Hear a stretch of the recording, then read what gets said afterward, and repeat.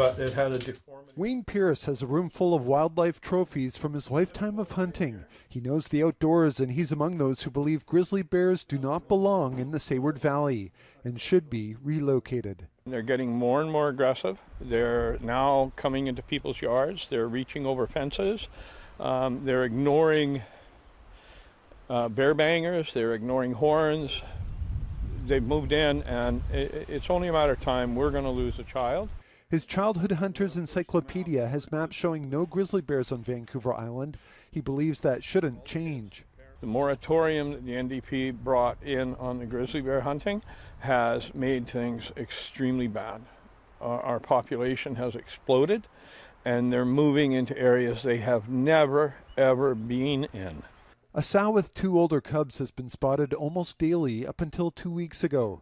People have also seen a boar. David G's dog started running towards one of the nearly adult cubs on June 13th, and he yelled at them to stop. I ran out, grabbed my axe from my truck, looked back to make sure that they're still stopped. They were. Then I looked back over here, and by that time the guy was doing a 180, turning around and running back out of here. G has seen at least one of the bears on 3 occasions. They're not from here. They shouldn't be here. So I think it's going to screw up the ecosystem.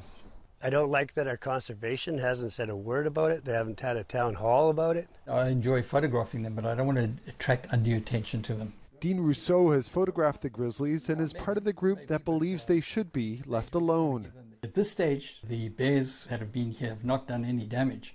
They just kept to themselves. They're feeding on lingby sedge in the estuary and cow parsnip, and they just want to live their lives. The Conservation Service agrees.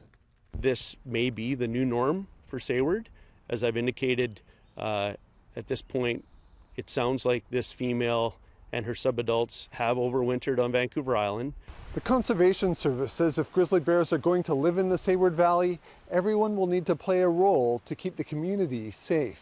If they continue to call the Sayward Valley home, then it's extra important, whether it's a black bear or a grizzly bear, that residents manage their attractants. That includes not leaving animal feed or bird feeders out, keeping fences, ideally electric fences, around livestock, and picking fruit trees when ripe.